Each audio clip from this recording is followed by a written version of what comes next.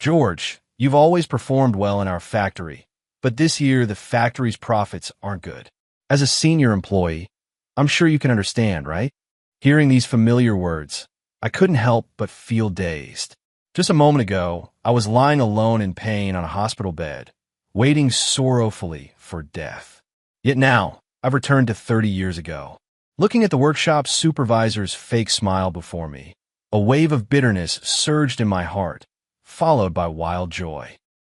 I never thought I'd get a second chance. Placed before me was a voluntary resignation agreement. Just a few short sentences stripped me of everything I had. I stared at him expressionlessly. The benefits I've created for the factory and my year-end evaluations are all excellent. Making me redundant. That couldn't have been just your idea, could it? Mary's face flashed through my mind. Even though I knew the answer, I still couldn't help myself. The director looked embarrassed and sighed after a long pause. George, this is your family matter after all. I'm just following orders from above, doing things by the book. He didn't say it explicitly, but I understood perfectly well. It was Mary's order. She has always looked down on me, thinking I have low education and only got into the factory through family connections and money. Meanwhile, she was one of the few college graduates in town, naturally beautiful too. If it weren't for the fact that our mothers were childhood friends and arranged our engagement when we were young, our lives would never have crossed paths. The one she truly loves is her childhood sweetheart, Charles, that top student who returned from studying abroad. There was never a place for me in her heart. Thinking of this, I suddenly felt much more at peace.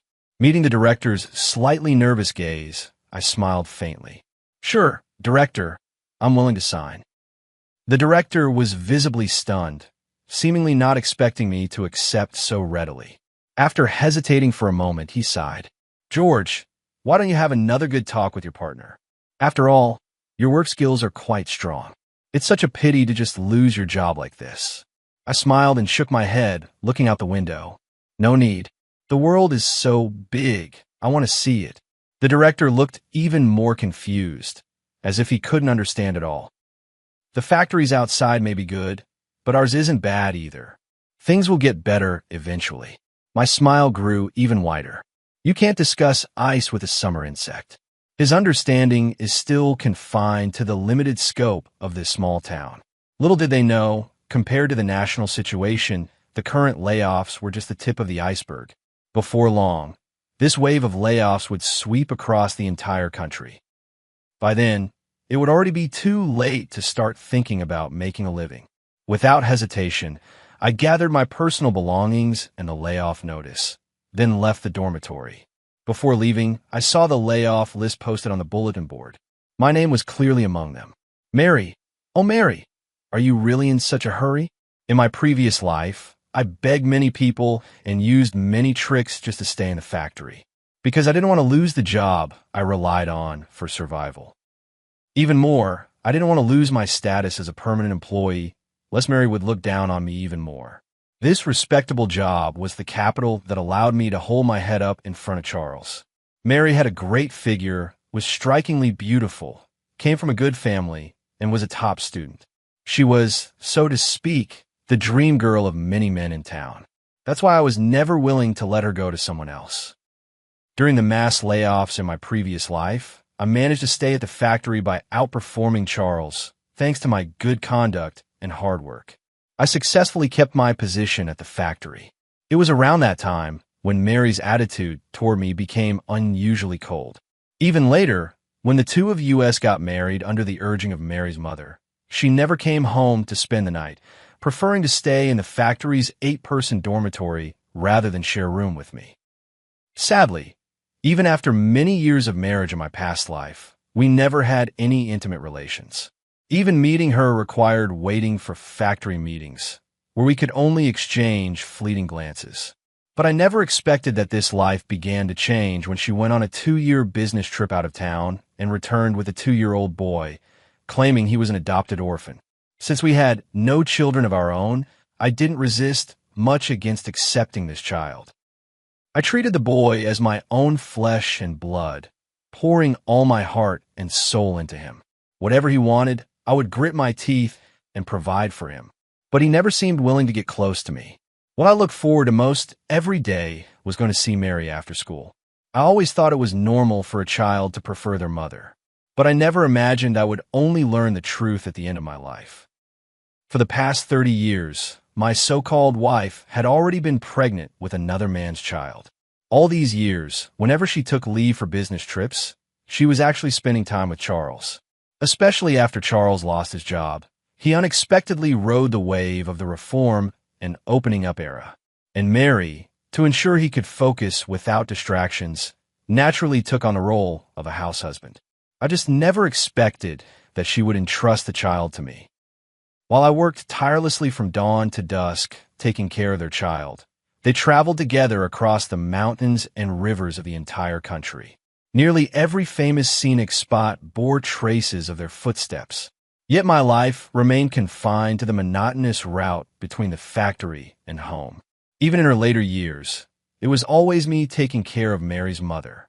The moment I learned the truth, I couldn't bear the blow and fell seriously ill. At that moment, I finally understood a phrase. Nothing grieves more than a dead heart. I thought that even though Mary was so cold towards me, ultimately, I was still her husband. So, I was willing to be a house husband for her. I believed that as long as I was sincere enough, she would eventually see my worth. Even though everyone around me pitied me. Everyone is talking about me. Everyone is mocking me. I don't regret it at all. Everyone says I don't live like a man. Some even used me as a cautionary tale, saying that a useless man, one who couldn't control his own wife, would end up like this. I never took these words to heart, but as I lay alone on the hospital bed, clinging to life, I regretted it. Mary brought the child I had raised with my own hands to the hospital. She didn't come to visit me, but as my wife, she had her own duty to bury me after I died. And that child, impatiently questioning me the moment he arrived. "Dad, where did you put the bank book?" Gritting my teeth against the discomfort of my body, I opened my eyes and squeezed out a hate-filled sentence through clenched teeth. "Get out. I'm not your father. They want to take everything from me." But I refused. Long before my health began to deteriorate, I had already donated everything I owned. I'd rather die than leave them a single penny. Yet even so, looking at these two, my heart remains filled with regret. Why did I abandon my own life for the sake of a woman? Just a woman. Was she truly worth wasting my entire life over? On my way home, I was stopped by our neighbor Mrs. Brown from the compound. Her eyes were filled with envy. "George, you're really lucky. Today I saw that girl Mary bringing home a radio and a television. Such rare items. Hurry home. I want to see the excitement too." As she spoke, she grabbed my arm and pulled me toward the house. Obviously wanted to join in and see the excitement. I originally wanted to tell him there was no need to get so worked up. After all, I knew very well that neither the TV nor the radio was meant for me. My parents passed away early, and the factory took back the house allocated to our family. It was from that time onward that Mary's mother took me in, and I began living under someone else's roof. But the words reached my lips only to be swallowed back down. I let her return home with me. Mary's family was well off, and their house was naturally the most impressive in the entire alley. Mary basically lived in the dormitory all the time and never came home. Today was no exception. Entering the room, I didn't see the so-called television. Mrs. Brown, the neighbor, looked around with a slight frown, then seemed to remember something and winked toward my bedroom. "George, is the stuff in your room?" Before I could answer, an excited voice from next door responded to her question. "Mary, you're so good to me.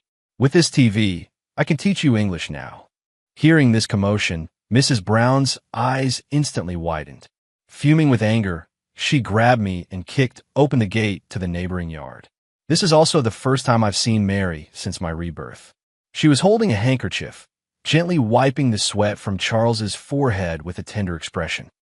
When he saw me appear at the door, a smug smile flashed in Charles's eyes as he casually raised his hand in greeting. "George is back? Perfect timing. Mary just gifted me a television. Tonight, I'll cook personally as a token of gratitude. You two should taste my culinary skills." Charles was extremely handsome, tall, and dashing, with eyes that sparkled like stars. He wore a shirt and suit, which were rare attire in that era. The collar of his shirt was slightly open, revealing his well-built muscles. I glanced at Mary again, noticing her slightly protruding belly, and suddenly realized how foolish I had been in my past life. Such obvious baby bump, and yet she still thought it was just weight gain. Before I could speak, Mrs. Brown beside me couldn't hold back anymore. She pointed at the TV and said sarcastically, "Oh my, I thought such a precious item was Mary's gift to her fiancé. So it turns out you're the pretty boy who butted in." Mary frowned slightly at these words. A guy who didn't even finish high school.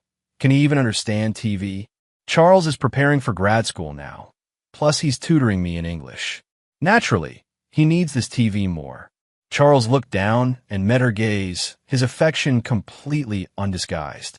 Mrs. Brown keenly sensed something. She opened her mouth as if feeling it was inappropriate, then turned to look at me, urging me with her eyes to speak. I glanced at the television. With memories of my past life, I naturally had little desire for such a thing. But why should I let this pretty boy have it so easily? I smiled faintly. Isn't he an elite returnee from abroad? Why would he still need to take the postgraduate entrance exam? Since my education level is low, don't I need to study more? A guilty look flashed across Mary's face. Clearly, she also knew that since she had forced me out of my job, I indeed needed the learning opportunity more than Charles.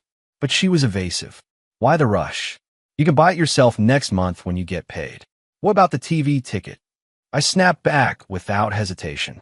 Mary fell silent. In this era, TV tickets were actually more valuable than money itself. Only regular employees of the factory would receive them. Under Mrs. Brown's intense gaze, Mary ultimately couldn't bring herself to refuse and turned to look at Charles. "Charles, as for your TV, I'll figure out a way to get you another one later, okay?" The smile on Charles's face instantly vanished. He personally unplugged the TV and placed it at the courtyard gate, his expression grim. "Since George dislikes you giving me things so much, I don't see the need for you to spend money on me anymore." With that, he abruptly slammed the door shut. After returning home, Mary's face was frighteningly grim. "Are you satisfied now? Arguing over a television. Since when did you become so petty?" Ignoring her, I quickly turned on the TV and switched to the news broadcast. These are all future business opportunities. Seeing that I ignored her, Mary became even angrier and stood up to block the screen. "I'm warning you. Since you took the TV, you must give the factory opportunity to Charles." This statement piqued my interest. I hadn't even confronted her about it. Yet she walked right into the line of fire herself. "Since you brought it up, I'd like to ask, Team Leader Mary, in terms of performance, seniority, technical skills, every aspect, I'm far superior to that Charles. So why was I the one laid off?" Mary immediately looked displeased, her face full of irritation as she stared at me. "What's the big deal? Even if you lose your job, once we get married, my salary will be more than enough to support both of us. But Charles just returned to China and is unfamiliar with everything. If he loses his job, he'll struggle to make ends meet. Can't you show a little compassion?" I couldn't help but sneer inwardly. Do I really look like someone who's desperate to live off a woman? I clearly have the ability to support myself and live a comfortable life. Yet she took it upon herself to make me quit my job, insisting she would support me with her own salary. The words of protest reached my lips, but I swallowed them back. It was pointless. Not getting my response, Mary thought I had tacitly agreed and visibly relaxed. "Starting next month, I'll give you $10 a month for living expenses. The rest I'll lend to Charles. He just returned to the country and isn't used to the local food."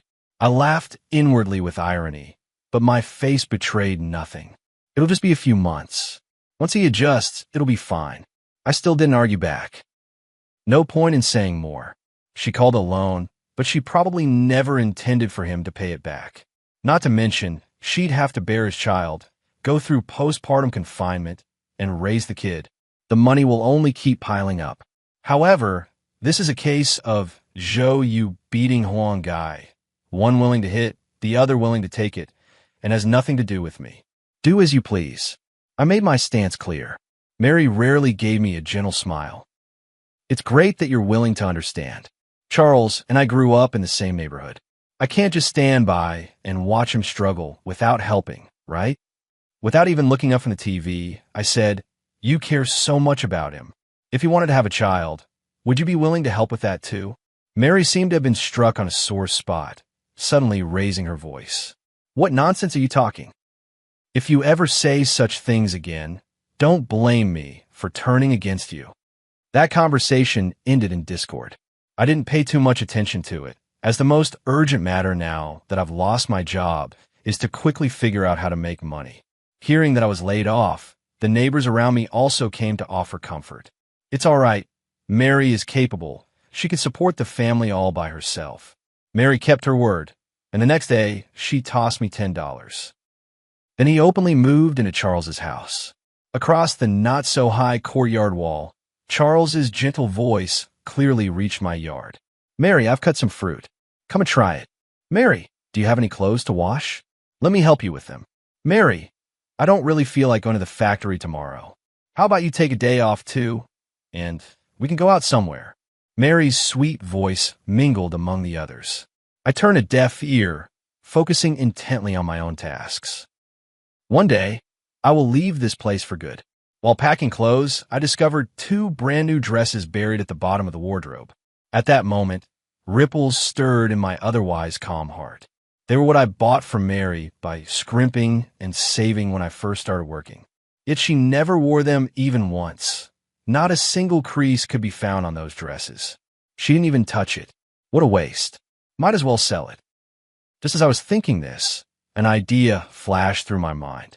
In my previous life, Mary and I had just gotten married when a new clothing trend swept the nation.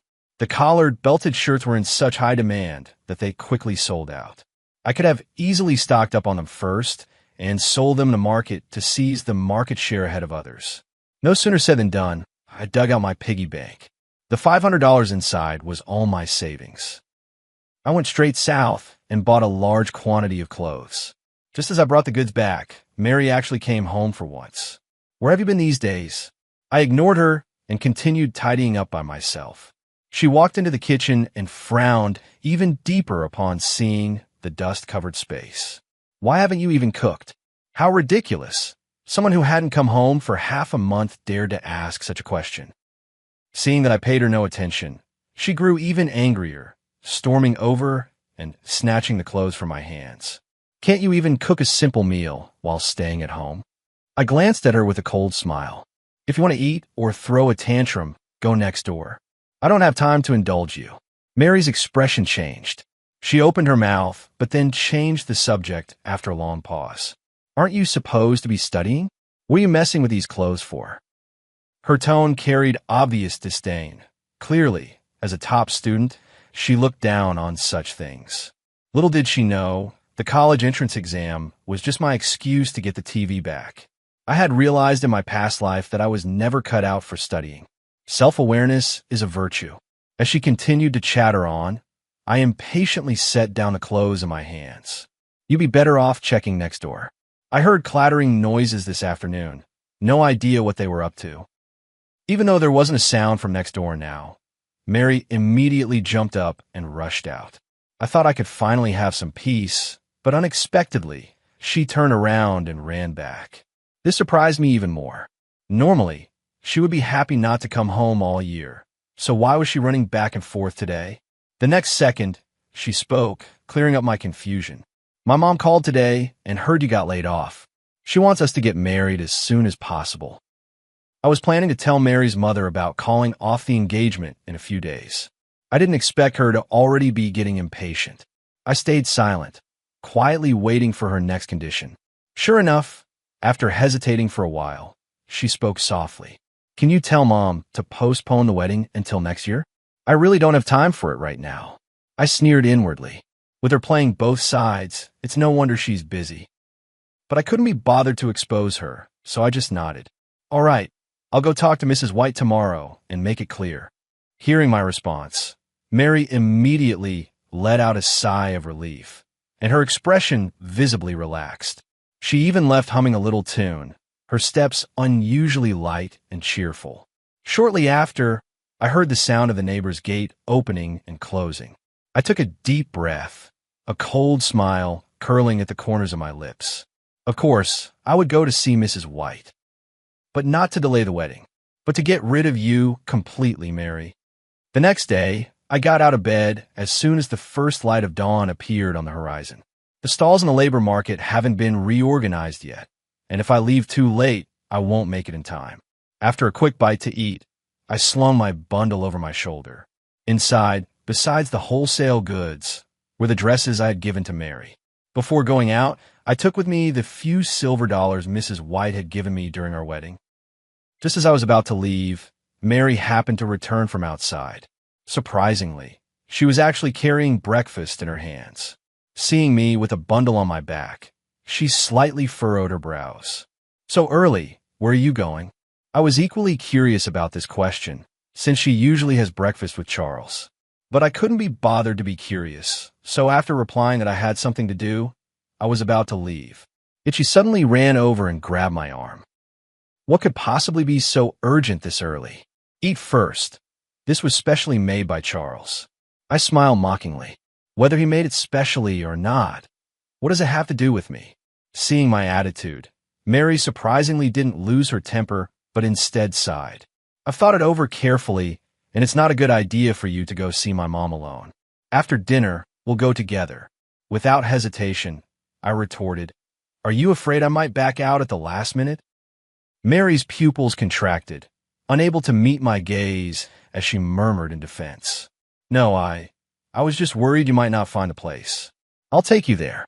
For the past 2 years, I've lost count of how many meals I've delivered to Mrs. White. She knows it full well, yet now she's using such a flimsy excuse.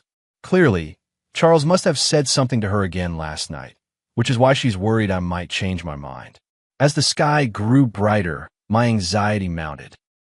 If I wasted any more time with her, I might miss out on securing a stall. I flung her hand away. "No need, I can find it. If you're worried, you can ask your mom after I get back." With that, I turned and left the house without looking back. Her calls echoed behind me. "Aren't you going to eat breakfast?" I ignored her. I'm a human, not a dog. Just because she's in a good mood and throws me a bone, I'm supposed to wag my tail and fawn over her? On the way to the market, my mood became unusually excited and nervous. It's more like a black market than a regular market.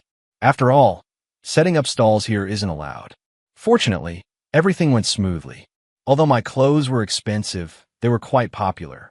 Sold out in just a short while. Holding the $300 in my hand, I felt thrilled. This was pure profit, almost matching what I earned in a year. Right after, I went to see Mrs. White.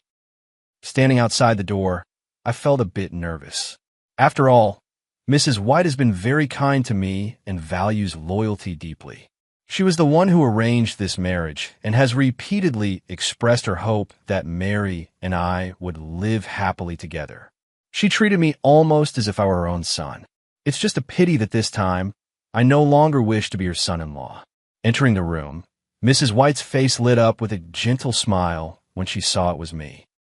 But when I explained that I had come to break off the engagement, the smile vanished from her face, replaced by visible anger. "That wretched girl, is this her doing? She got you fired, and now she wants to call off the engagement? How outrageous!" She looked at me and said, "Don't worry, George. I'll definitely scold her later." I shook my head with a smile. "Mrs. White, it's not her fault. I just don't want to marry her anymore." Mrs. White froze. She seemed unable to believe I would say such a thing. This clearly showed that, deep down, she also felt I was marrying above my station by wedding her daughter. "George, you're serious?" The smile on my face didn't fade in the slightest. "Yes, Auntie, I don't want to stay here anymore. I plan to go south and strive for success. Once married, there are ties to consider. A man must fight for his career, after all." Mrs. White fell silent. She stared at me, her eyes filled with doubt. After a while, she slowly nodded again, showing understanding. This was not unexpected. If I said the engagement was called off because of Mary, Mrs. White would never be able to save face. But if I said it was my own reason, she would definitely agree. Seeing her nod, I took out the silver dollar from my bag and returned it to her. Auntie, I can't accept this. Also, I have a favor to ask. I might need to stay in that house temporarily, but don't worry, I'll move out soon. Also, I'll personally tell her about breaking off the engagement. Mrs. White's eyes were filled with regret and guilt. Without hesitation, she readily agreed to my conditions. All right, don't worry about the house. From now on, that place will be your home. I shook my head and smiled faintly without speaking. How can any place with Mary in it ever be called home? When I got home, it was already night. The house was pitch black, while the neighbor's place was brightly lit. I had just returned to my room and turned on the light when footsteps came from next door. Shortly after, Mary pushed the door open and walked in. Back? Did you talk to my mom today? I ignored her and busied myself with jotting down accounts in my notebook. Just as I was leaving Mrs. White's place, she slipped me a note with a name and address written on it. She said it was her old classmate, now living in the South, who might be able to help in some way. I calculated my savings and realized that with just a bit more money, I could head south to Guangzhou. At this thought, excitement surged within me, and I couldn't help but smile. Only then did I notice Mary standing nearby. Our eyes met, and her brows furrowed slightly. Didn't you hear me talking to you? Did you talk to my mom today? Don't worry, I've already talked to her. Your mom agreed too, I said calmly. Mary stared at me for a few moments, her expression softening as she nodded. I know you've suffered this time. In the future, I will definitely make it up to you. As soon as the words were spoken, the door swung open. Charles arrived uninvited. Seeing Mary and me standing so close, his face immediately showed displeasure. Mary, why aren't you home yet at this late hour? Home? That word made me laugh bitterly. This was originally Mary's home, yet she couldn't stay long in her own house. I'll be back soon, don't worry. Mary walked to his side with a gentle expression, softly comforting him with a few words before sitting back down. After Charles sat down, his gaze swept around the surroundings. Her eyes lit up immediately when she saw the clothes I had bought wholesale. George, these clothes look really nice. Did you buy them? Mary frowned beside her. Exactly. Why did you buy so many clothes? Do you have too much spare money? I didn't say anything, just gathered all those clothes together. But Charles seemed to have thought of something, a smile appearing at the corner of his mouth. Mary, I just arrived here and am unfamiliar with the place. I might get ripped off buying clothes. George has so many clothes. Why not give me a few? No problem. He usually does rough work anyway, so there's no need for him to dress well. Mary agreed without hesitation, then turned around, pressuring me with her gaze. Since you can't wear them anyway, pick a few for Charles later.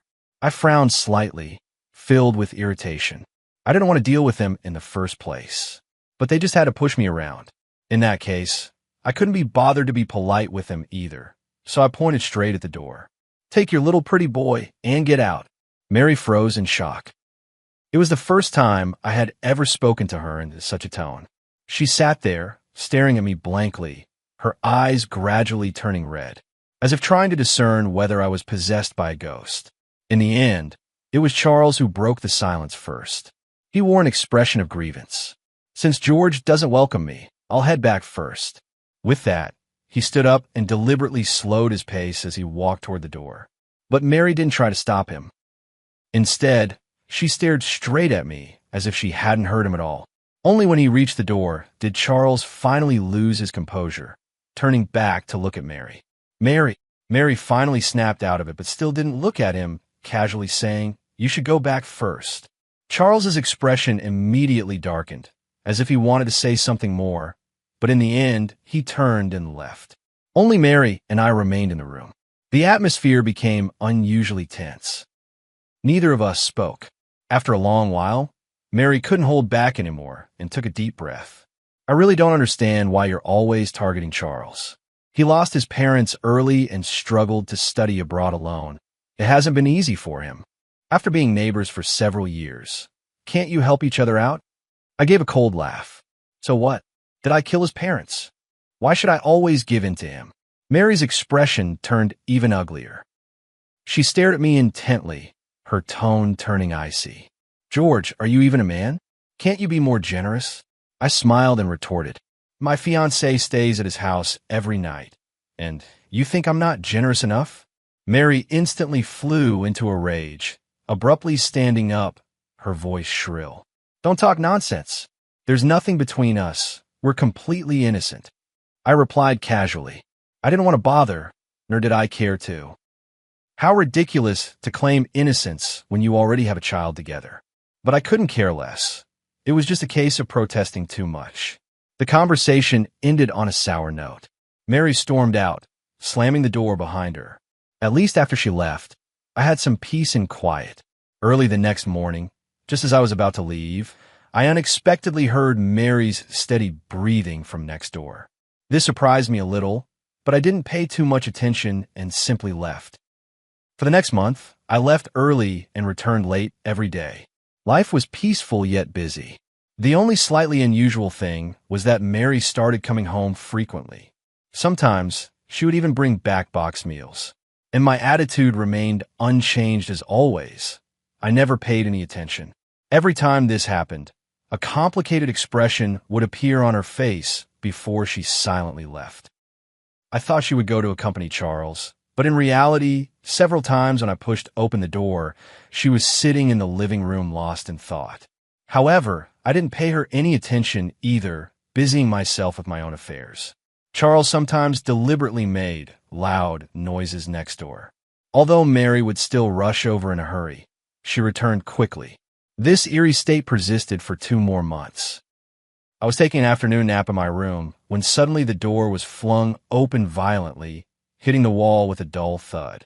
As soon as I opened my eyes, I saw Mary holding a basin of cold water, which she then mercilessly poured all over me. You damn bastard. I never wanted any conflict with you, but you've gone too far, spreading rumors about Charles all over the factory and sabotaging his bicycle, causing him to break his leg. You're utterly despicable.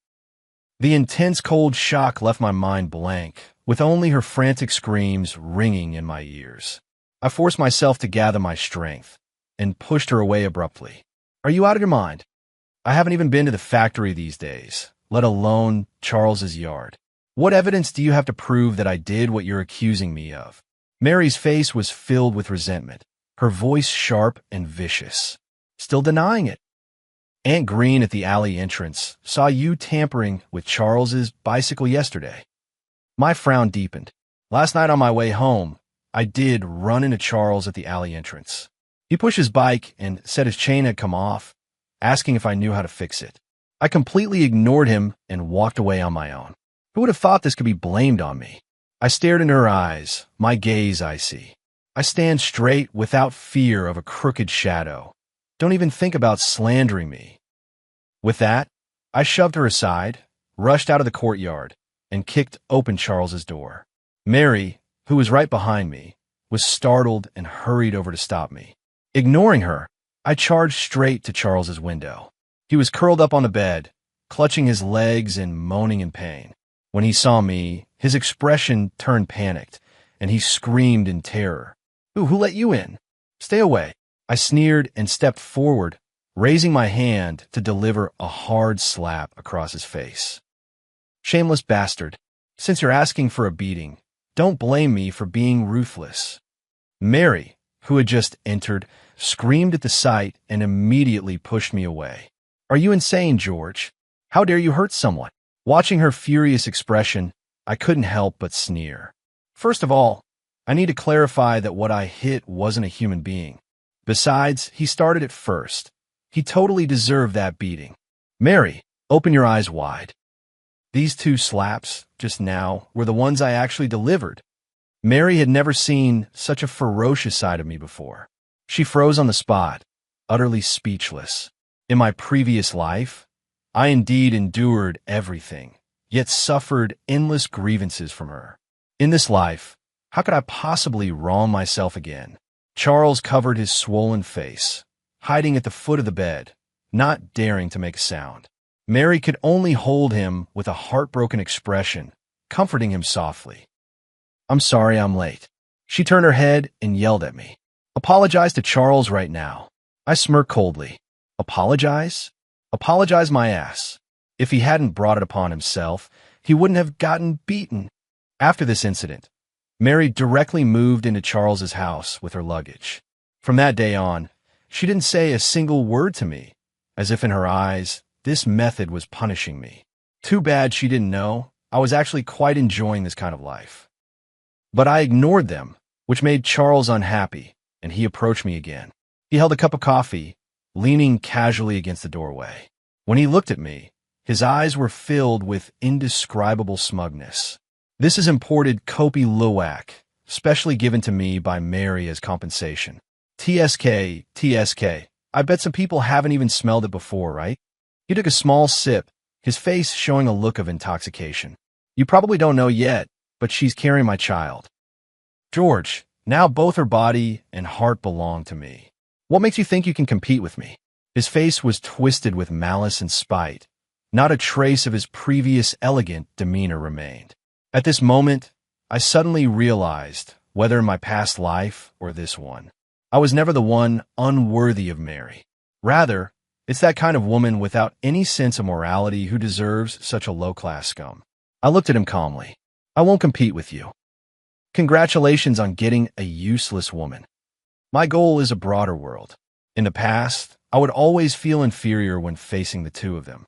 They came from better backgrounds and were more educated than me.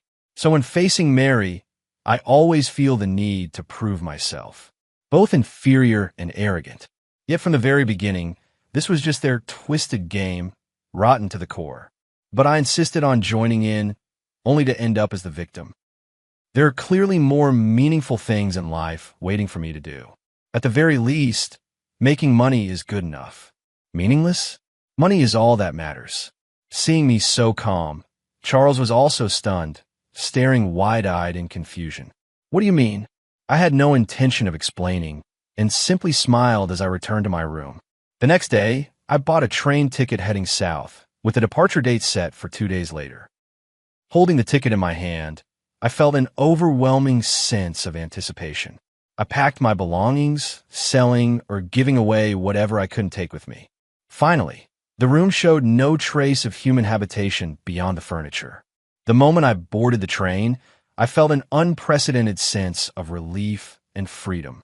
After 2 days and nights of arduous travel, I finally set foot on the scorching land of Guangzhou. With Mrs. White's note, I quickly got in touch with her friend. After settling down, I began looking for business opportunities. Soon, I had my own factory and bought my own house. After making money, the first thing I did was send Mrs. White a sum of money as a token of gratitude. But to my surprise, I received a reply in just 1 week. It was written by Mary. Every line was filled with sweet nothings. Nothing more than how much she missed me, wanted to take me home and have my children. I casually tore the letter and threw it straight into the trash. A tale full of absurd words. Only fools would believe. Later, Mary didn't come to find me. After sending me letters for half a month straight, she fell silent. I heard news of her again a month later, through a letter from Mrs. White. Mary is dead. She died at the hands of Charles. Despite Charles's attempts to stop her, she insisted on aborting the child and even declared she wanted to cut all ties with him. After being fired from the factory and left with no way out, Charles turned to evil in desperation. On his way home from work, he kidnapped Mary and stabbed her to death in a frenzied attack. A double murder, mother and unborn child. After committing these acts, he jumped from the building. Hearing this news, I felt little emotion in my heart. In this life, Mary should be satisfied. She can rot in the gutter with her beloved. Meanwhile, my business grew bigger and bigger. Soon, my factory spread across the entire southern region. I also met a wonderful woman, got married, and started a family. In this life, I live only for myself.